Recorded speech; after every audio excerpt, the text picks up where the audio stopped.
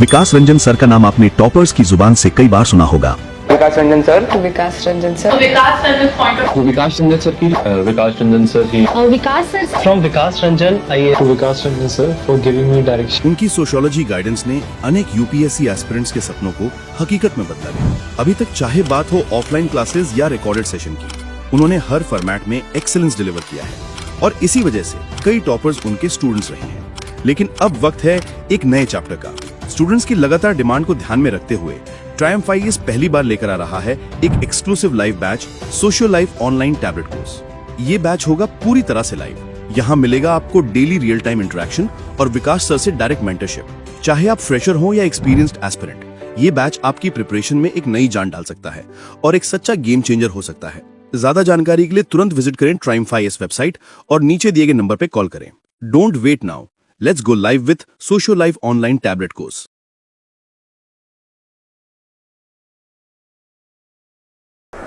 नमस्कार, मेरा नाम मनीष मीना है। मैं करौली ज़िले के टोडाभीम तहसील का निवासी हूँ, राजस्थान में। और अभी इंडियन रेवेन्यू सर्विस में असिस्टेंट कमिश्नर की पोस्ट पे जयपुर में पोस्टेड हूँ। मेरी इंट्रोडक्शन के बारे में बात की जाए, मेरी जर्नी के बारे में बात की जाए, तो मैंने जो पहला अटेम्प्ट था मेरा 2020 सिविल सर्विस एग्जामिनेशन का दिया और 2020 में ही मेरा कॉलेज कंप्लीट हुआ था IIT ISM धनबाद से। और सेम ईयर में मैंने एग्ज़ाम लिखा और 2021 के बैच से मैं इंडियन रेवेन्यू सर्विस में इंडक्ट हुआ। और उसके बाद में मैंने 2022 में एक अटेम्प्ट दिया फिर से अगेन लबास में जाने के बाद, और उसमें मेरा मेंस नहीं हो पाया था अनफॉर्चुनेटली, तो मुझे इंटरव्यू कॉल नहीं आ पाया उस वजह से। उसके बाद मैं ट्रेनिंग में चला गया, ट्रेनिंग में फिर अटेम्प्ट नहीं देना हुआ बिकॉज अलाउड नहीं होता है। और 2024 में फिर मैंने अगेन सिविल सर्विस में अटेम्प्ट दिया और इस साल 2024 की एग्ज़ाम के थ्रू मेरी रैंक 543 आई और सर्विस अपग्रेडेशन होपफुली मेरा इस बार हो जाएगा और मेरी जो डिजायर्ड सर्विस है मोस्ट लाइकली मैं उसमें चला जाऊंगा। तो लर्निंग्स जो रही वो मेरे 3 अटेम्प्ट्स जो रहे मेरे टेक्निकल, उनमें जो लर्निंग्स रही मैं उनके बारे में आपसे बात करूंगा। तो पहली जो लर्निंग रहती है हमेशा सिविल सर्विस की प्रिपरेशन के रिगार्डिंग, जो भी बच्चे प्रिपेयर करते हैं, जो भी एस्पिरेंट्स हैं, तो एक वेल प्लान्ड स्ट्रेटजी और एक थॉटफुल स्ट्रेटजी होनी चाहिए। वेल प्लान्ड का मतलब होता है कि आप पूरा उसको सोच लो कि मुझे इस ड्यूरेशन में कितना काम करना है, कितना पढ़ाई करना है। जनरली यूपीएससी की तैयारी में, सिविल सर्विस की तैयारी में हमें 1 से 1.5 साल का टाइम चाहिए होता है सिर्फ और सिर्फ पढ़ने के लिए। तो पढ़ने में ही 1.5 साल लग जाएंगे। उसके बाद में फिर एग्जाम का प्रोसेस स्टार्ट होता है जो कम्प्लीटली 1 साल का होता है। तो ये मान के चलिए कि ये प्रोजेक्ट होता है मिनिमम 2 से 2.5 साल का। तो वेल प्लान का मतलब जो मैंने अभी आपसे चर्चा करी इस बारे में कि वेल प्लान जो है आप स्टार्टिंग में जब आप प्रिपेयर कर रहे हैं, प्रिपेयर करना स्टार्ट कर रहे हैं एग्जाम के बारे में, तो पहले ही आपको सारी चीज़ें पता होनी चाहिए कि मैं इस स्टेज पे जाके इतनी चीज़ें पढ़ूंगा या फिर मैं इस पर्टिकुलर सब्जेक्ट को इतना टाइम दूंगा और इस टाइम फ्रेम में मैं इसको कंप्लीट करूंगा। आपकी पूरी पढ़ने की स्ट्रेटजी, आपके पूरे रिसोर्सेज सारे स्ट्रीमलाइन होने चाहिए और एक लॉन्ग ड्यूरेशन, एक लॉन्ग टर्म स्ट्रेटजी जो है वो आपकी बनी रहनी चाहिए। इसके अलावा जो लॉन्ग टर्म स्ट्रेटजी है उससे ज़्यादा महत्वपूर्ण बन जाती है फिर आपकी उस लॉन्ग टर्म स्ट्रेटजी को ब्रेक्स में करना, उसको पार्ट्स में डिवाइड करना। मंथली आपके टारगेट्स हैं जो हैं, आपके वीकली जो टारगेट्स हैं कि मुझे इनको इस वीक में मुझे इतने टॉपिक्स कंप्लीट करने हैं, ये टॉपिक मुझे पढ़ना है अच्छे से।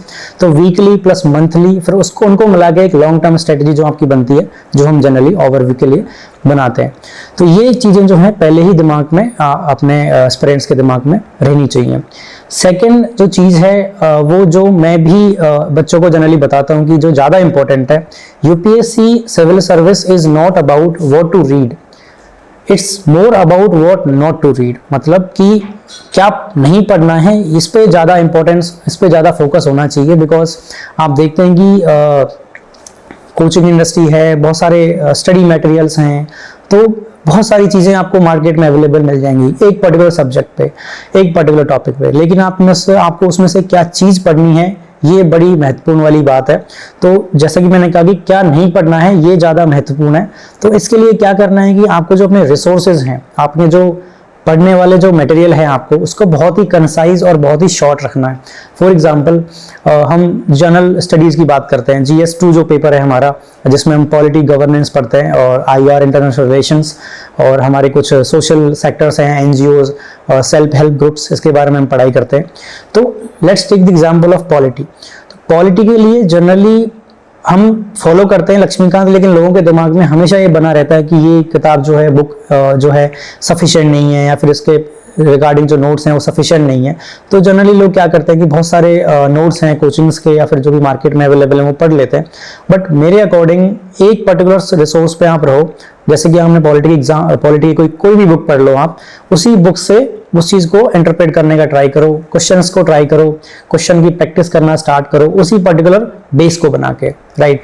अगर दूसरे एग्जांपल के बारे में देखें हम, तो जैसे कि आर्ट एंड कल्चर है, तो हमारा आर्ट एंड कल्चर जो है बहुत ही बड़ा सब्जेक्ट है, बहुत ही ज़्यादा आपको मटेरियल मिल जाएगा उसमें मार्केट में पढ़ने के लिए, और उसकी कोई लिमिटेशंस नहीं है कि इस जो ये पर्टिकुलर मटेरियल आपको यही पढ़ना है, वो बहुत आता है ये मान के चलिए। लेकिन फिर भी आपको उसी में नेविगेट करना है, एक ही पर्टिकुलर सोर्स रखना है उस चीज़ को पढ़ने के लिए, ताकि उस चीज़ को आप बार बार पढ़ सकें, उस चीज़ को इंटरनलाइज कर सकें और उसको अंडरस्टैंड कर सकें, समझ सकें चीज़ों को कॉन्सेप्चुअली। तो ये जो मेरा है मेन मुद्दा जो है, जो मेरा टॉप पॉइंट है, वो ये है कि क्या नहीं पढ़ना है, ये ज़्यादा मैटर करता है यूपीएससी सिविल सर्विस की प्रिपरेशन में। थर्ड वन, जो मेरी जो लर्निंग्स रही ओवर द इयर्स, मेरे पास इसका 4 साल का अनुभव रहा एग्जाम की अटेम्प्ट का, प्रिपरेशन का, उसमें जो हमारी पर्सनालिटी डेवलपमेंट है, हमारा जो कैरेक्टर है एज ए इंडिविजुअल, वो हमारा बड़ा रोल प्ले करता है। तो पर्सनालिटी जो है उसकी ग्रूमिंग प्रॉपर तरीके से होनी चाहिए। इसमें आपका कॉलेज लाइफ, इसमें आपका स्कूल लाइफ, इसमें आपका फैमिलीज जो वैल्यूज सिस्टम आपको दिए गए हैं फैमिली से, स्कूल से, कॉलेज से, वो बहुत ज़्यादा मैटर करता है।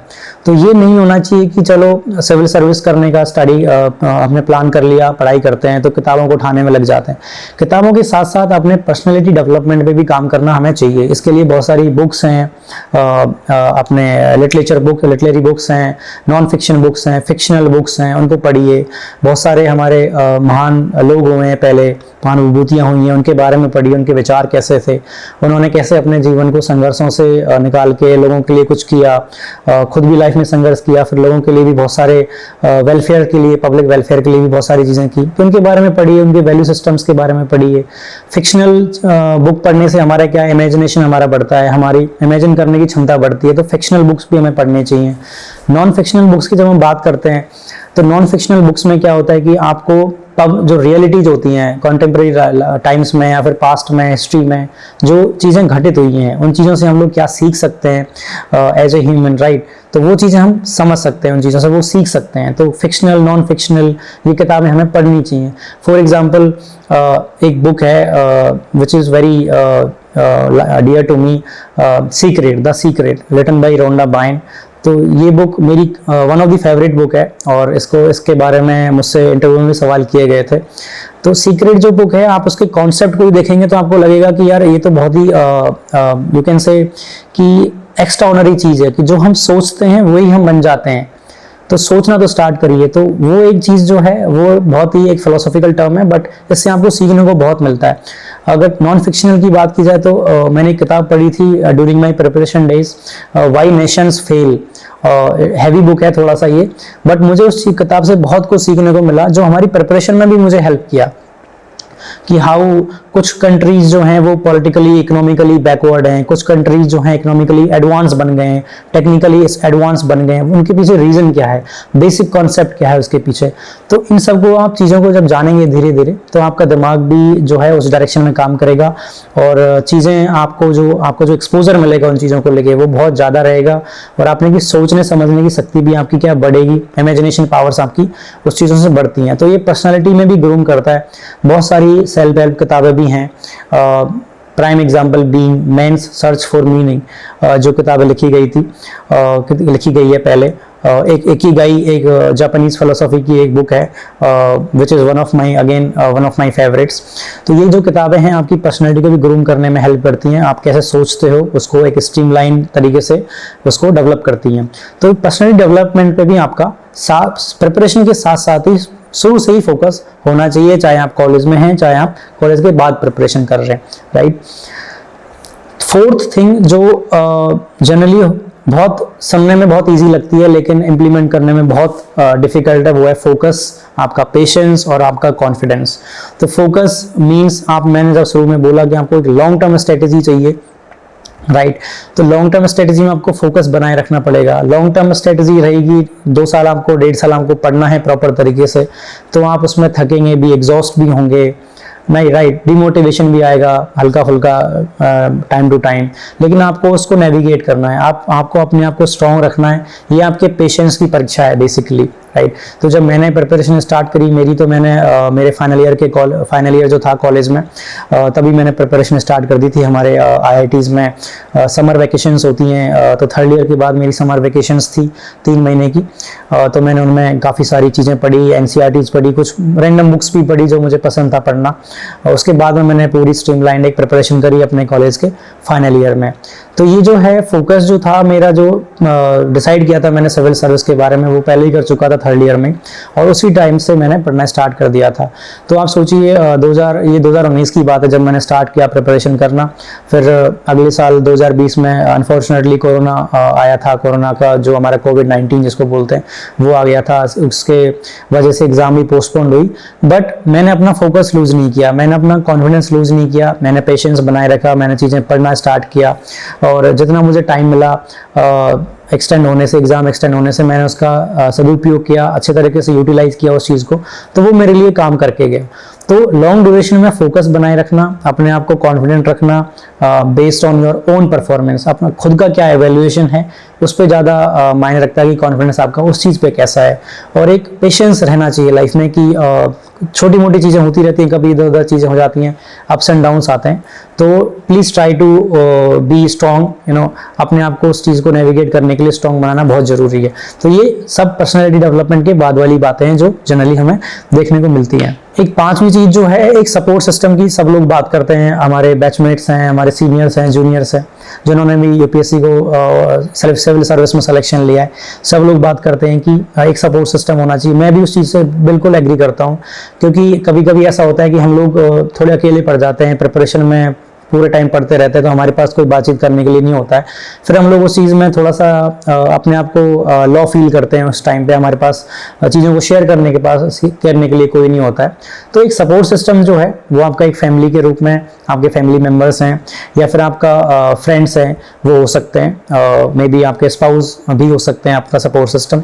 तो try to share with them कि आपके जो चीज़ें आपके दिमाग में चल रही हैं प्रिपरेशन के रिगार्डिंग, अपनी पर्सनल लाइफ के रिगार्डिंग, आपकी कुछ डिफिकल्टीज आप फेस कर रहे हैं किसी चीज़ को पढ़ने में, तो someone can help you definitely in your family as well as in your friends। so वो चीज़ जो है हमेशा एक अपना ग्रुप रखिए बढ़िया, 2-3 लोगों का जो है आपके अच्छे ट्रस्टी लोग हैं, और उनसे एक रेगुलरली बात कीजिए। मैं भी अपने प्रिपरेशन के टाइम पे मेरे कॉलेज फ्रेंड हुआ करते थे, अभी भी हैं ऑफ कोर्स, वो सिविल एक सर्विस में ही हैं, और उनसे हमारी रेगुलरली बातें होती थी। अभी भी अच्छे दोस्त हैं हम लोग। तो वो मेरा एक सपोर्ट सिस्टम बना, क्योंकि फैमिली सिविल सर्विस के बारे में बिल्कुल अवेयर नहीं थी। फैमिली में एवन पब्लिक सर्वेंट भी कोई नहीं रहा पहले। I am the first public servant in my family. तो वो चीज़ें जो है एक समझदार जो उस चीज़ को समझता है उसी से शेयर की जा सकती हैं। तो उसने काफ़ी मेरी उस दौरान हेल्प करी। एक जो है जनरली कोविड के बाद में एक लोगों के दिमाग में कुछ चीज़ें डाउट्स आए हैं प्रिपरेशन प्लेस को लेके कि क्या प्रिपरेशन करने के लिए दिल्ली जाना ज़रूरी है या फिर बड़ी सिटीज़ में जाना ज़रूरी है। मेरी अगर बात की जाए तो मैंने कोरोना के बाद, जैसे कि मेरा कॉलेज हुआ 2020 में, तो जब कोरोना आया था तो मैं अपने फाइनल ईयर के फाइनल सेमेस्टर में था, 8th सेमेस्टर में IIT धनबाद में। कोरोना के कारण हम लोगों को कॉलेज से जाने के लिए बोल दिया गया था कि अपने अपने घर जाइए, सेफ रहेंगे। तो मैं उसी ड्यूरेशन में मेरी तैयारी भी चल रही थी, तो हम लोग फिर हम अपने अपने घर चले गए थे। मैं भी अपने गाँव चला गया था। तो मैंने अपनी जो सारी प्रिपरेशन है अपने गांव में रह के ही करी। मैं कहीं दिल्ली, जयपुर या फिर बड़ी सिटीज़ में नहीं रहा, क्योंकि मेरे पास जो भी लिमिटेड रिसोर्सेज थे गांव में अवेलेबल थे। फिर मेरी फैमिली है वहीं, उनका सपोर्ट सिस्टम रहा सारा कुछ।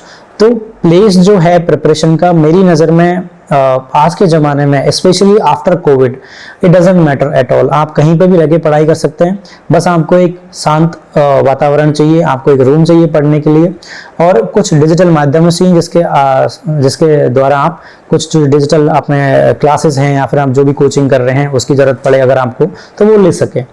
और प्रिपरेशन का प्लेस इसलिए भी मैटर नहीं करता, क्योंकि पहले जब था जो हमारे ऑनलाइन और डिजिटल एजुकेशन जो ई टेक हम बोलते हैं, उसका ज़्यादा प्रचार प्रसार नहीं था, उतना डेवलपमेंट भी नहीं था हमारे यहाँ। लेकिन अभी कोविड के बाद में जो डिजिटल एजुकेशन है, ऑनलाइन क्लासेस हैं, वो काफ़ी ज़्यादा बढ़ गई हैं।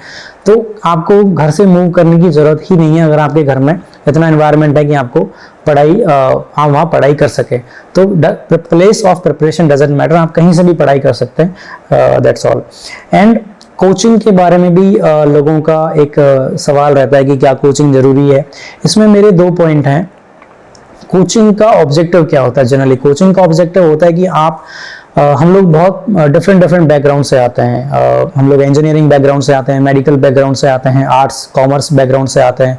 कुछ लोग फॉरेन जाके अपने मास्टर्स करते हैं, पीएचडी करते हैं, then they come back and study for the civil service preparation. तो ऑब्जेक्टिव ये होता है कि आपको एक तरीके से गाइडेंस मिले। कोई भी सब्जेक्ट है, हम यूपीएससी सिविल सर्विसेज में बहुत सारे सब्जेक्ट हमें पढ़ने होते हैं। ऑलमोस्ट एवरी सब्जेक्ट हम पढ़ते हैं जो भी हम देखते हैं, चाहे आर्ट्स हो, कॉमर्स हो, अकाउंटेंसी हो, एवन इकोनॉमी हो, हमारा टेक्नोलॉजी हो और हमारा एथिक्स हो, राइट। स्पेशलाइज्ड हमें सब्जेक्ट भी लेना पड़ता है एक ऑप्शनल के तौर पे। तो कोचिंग, अगर आपको बिल्कुल भी नॉलेज नहीं है किसी भी चीज़ के बारे में, आपको एक गाइडेंस चाहिए, आपके फैमिली में, फ्रेंड्स में कोई पर्सनल आपको गाइडेंस भी नहीं दे सकता, तो कोचिंग आप ले सकते हैं for the sake of guidance. बस इसमें मेरा एक रिजर्वेशन ये है कि कोचिंग से आपका सिलेक्शन नहीं होगा, सिलेक्शन आपका सेल्फ स्टडी से होगा। क्योंकि कोचिंग आपको एक राह दिखा देगा कि मुझे इस डायरेक्शन में पढ़ाई करनी है, लेकिन आपको खुद ही पढ़ना पड़ता है। खुद ही आपका सेल्फ एवेल्युएशन करना है, खुद ही आपको चीज़ों को सीखना है अपने आप से, फिर उनको अप्लाई भी करना है। तो कोचिंग का इतना सा रोल रह जाता है। अभी कुछ सालों में एक नया ट्रेंड निकल के आया है कोचिंग इंडस्ट्री में ही, ऑफ कोर्स, कि माइक्रो मॉड्यूल्स बनने लग गए हैं। किसी सब्जेक्ट स्पेसिफिक उन लोगों ने अपने कोर्सेज लॉन्च किए हैं। तो मेरा ये मानना है, मैं इस चीज़ को ज़्यादा फॉलो करता हूँ जो भी मुझसे गाइडेंस लेते हैं बच्चे, कि आपको जिस सब्जेक्ट में आपको कमजोरी है, आप ये नहीं कि आप सारे सब्जेक्ट का आप कोर्स ले लो। क्योंकि कुछ चीज़ें ऐसी होती हैं जो आप खुद भी पढ़ सकते हैं आराम से बैठ के। कुछ चीज़ें ऐसी होती हैं जो टेक्निकली थोड़ी सी डिफिकल्ट होती हैं समझने में, और उनको समझना अगर कोई दूसरा पर्सन हमें वो समझा रहा है तो हमें बेटर तरीके से समझ में आ जाती हैं। जैसे कि हम देखते हैं कि GS4 एक ऐसा टॉपिक है जो जनरली हम लोग नहीं सीख पाते हैं ठीक ठाक से, और इकोनॉमी के सब्जेक्ट हैं, कुछ टेक्निकल सब्जेक्ट हैं। तो माइक्रो मॉड्यूल्स जो हैं, जिस सब्जेक्ट में आप कमजोर हैं, जिस सब्जेक्ट को आप खुद से नहीं सीख सकते, उसको आप लोग कोचिंग मॉड्यूल का कोई भी कोर्स फॉलो कर सकते हैं। तो ये मेरी इस चीज़ पे 2 राय हैं। तो ये मेरी लर्निंग्स हैं जो मैं आपके साथ शेयर करना चाह रहा था, जो यूपीएससी से संबंधित है, सिविल सर्विसेज से संबंधित है। जनरली कुछ चीज़ों को लोग अवॉइड करते हैं, बट मैंने बीइंग ऑनेस्ट, मैं सर्विस में भी हूँ ऑलरेडी, एंड मैंने फील्ड भी देखा है काफ़ी टाइम तक। 2 साल मुझे फील्ड में भी हो गए आफ्टर ट्रेनिंग। तो मैंने ये अपने जो एक्सपीरियंसेस रहे हैं सिविल सर्विसेज में, उसके बारे में बात करी है। अभी इस साल का जो अटेम्प्ट रहा 2024 का, उसमें एक चीज़ जो मैंने नोटिस करी है, क्योंकि मेरा फर्स्ट अटेम्प्ट में सिलेक्शन था 2020 CSE के थ्रू, उसके बाद मेरा मेंस नहीं हुआ।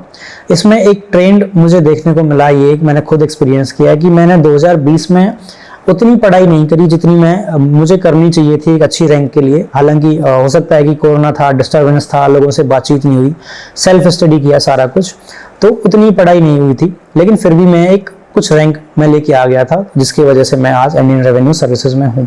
लेकिन 2022 में I was in Delhi and I really put lot of effort in my preparation. मैंने बहुत ज़्यादा मेहनत करी, बहुत सारी चीज़ें पढ़ी हर सब्जेक्ट को लेके, बीट एंथ्रोपोलॉजी जो मेरा ऑप्शनल सब्जेक्ट है, बीट एथिक्स, बीट जीएस के जो ऑल पेपर्स हैं, बीट ऐसे।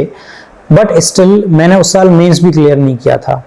इसका सीधा सा मतलब ये है कि जो मैंने ज़्यादा मेहनत करी वो मुझे रिजल्ट देके नहीं गई, राइट। और जब मैंने 2024 का फिर से अटेम्प्ट दिया तो I was in my service, मैं पोस्टेड था अपना फील्ड में। मुझे ज़्यादा टाइम नहीं मिला पढ़ाई करने का। मैंने सिर्फ 1 वीक की छुट्टी ली थी, वो भी जो हमारे GS पेपर्स और एंथ्रोपोलॉजी के बीच में जो 1 वीक जो गैप मिलता है, उसी वीक में मैंने छुट्टी ली थी ताकि मैं कुछ हल्का फुल्का रिवाइज कर सकूँ चीज़ों को। बाकी मैंने कोई छुट्टी नहीं ली थी पढ़ाई के लिए, but still I was able to clear the exam with upgradation of the rank as well। मेरा रैंक भी इंप्रूव हुआ इस साल compare to 2021 batch 2020 CSE। 3 attempt में जो मैंने अप्स एंड डाउन्स देखे हैं, उससे ये लर्निंग्स मुझे निकल के आई कि ज़्यादा पढ़ना, ज़्यादा चीज़ों में, जनरल स्टडीज़ में खासकर, I am not talking about anthropology at all, I am talking about general studies. General studies का आप इसमें वर्ड ही नाम का इसका जो है जनरल स्टडीज़ है, मतलब सामान्य ज्ञान। आपको बेसिक चीज़ों की नॉलेज होनी चाहिए, उनको कैसे पुट करना है, उनको कैसे लिखना है पेपर में, वो आपको ज़्यादा आना चाहिए।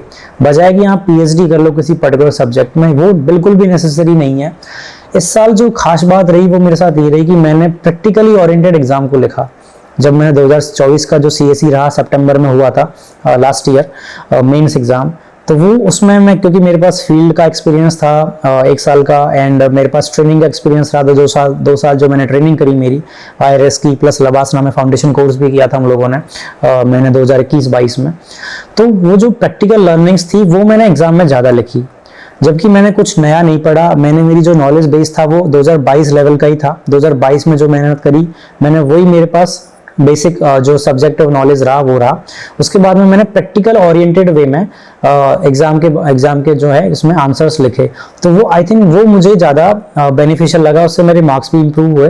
तो इससे मैं ये जस्ट कहना चाह रहा हूँ आपको कि एग्जाम की प्रिपरेशन में आपको सिर्फ रटना ही नहीं है चीज़ों को, आपको सिर्फ पढ़ना ही नहीं है, उनको समझना भी है और उनको इंटरनलाइज भी करना है। उनको जो प्रैक्टिकल एस्पेक्ट हैं उनको भी देखना है। फॉर एग्जांपल, आप जब एग्रीकल्चर पढ़ते हैं, एग्रीकल्चर के बारे में आप देखते हैं कि बहुत सारी इश्यूज हैं हमारे एग्रीकल्चर सेक्टर में, जिसकी वजह से स्टैग्नेंट है एग्रीकल्चर सेक्टर। कुछ सालों में धीरे धीरे इंप्रूव होने लगा है, राइट।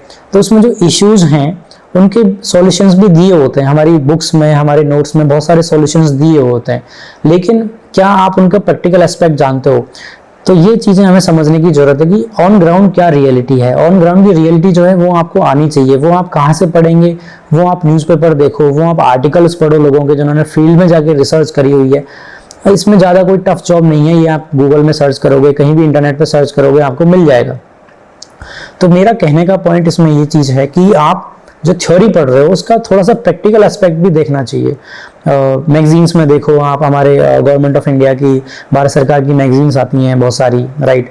हमारा ईयर बुक आता है, उसमें आप एग्जाम्पल्स देखिए, और भी पब्लिकेशंस की मैगजीन्स आती हैं, उसमें उनकी प्रैक्टिकल एस्पेक्ट देखिए, ग्राउंड रियलिटीज़ क्या चल रही हैं, वो देखना जरूरी बन जाता है। तो एक यू कैन से एक मिक्सिंग ऑफ बहुत थ्योरी एंड प्रैक्टिकल जो एस्पेक्ट है चीज़ों का, उसको मिला के अगर आप किसी चीज़ का आंसर करेंगे, कोई भी चीज़ है, तो उसको आप अच्छे तरीके से प्रेजेंट भी कर पाएंगे, और उसमें एवेल्युएशन भी, एवेल्युएटर जो होगा, एग्जामिनर जो होगा, उनको भी लगेगा कि इनमें थोड़ा प्रैक्टिकल जो है एस्पेक्ट ऑफ नॉलेज वो भी है। क्योंकि आप देखेंगे कि जीएस में, जनरल स्टडीज़ में जो हम आंसर्स, जो क्वेश्चंस हमारे सामने पुट किए जाते हैं, बेसिकली वो हमारे देश की समस्याएं हैं, और उन समस्याओं का हमसे सॉल्यूशन पूछा जाता है, उनके बारे में क्रिटिकल व्यूज़ पूछे जाते हैं हमसे। तो वो सॉल्यूशंस आप कैसे दे पाएंगे? जब आप प्रैक्टिकल जो है चीज़ों के बारे में, रियलिटीज़ के बारे में जानकारी आपको होगी, तभी आप वो कर पाएंगे। तो ये मेरी कुछ लर्निंग्स हैं जो मेरे आउट ऑफ 3 अटेम्प्ट्स में जो मेरी रही, और इसी के साथ मैं अपनी जो है डिस्कशन समाप्त करता हूँ। थैंक यू, जय हिंद।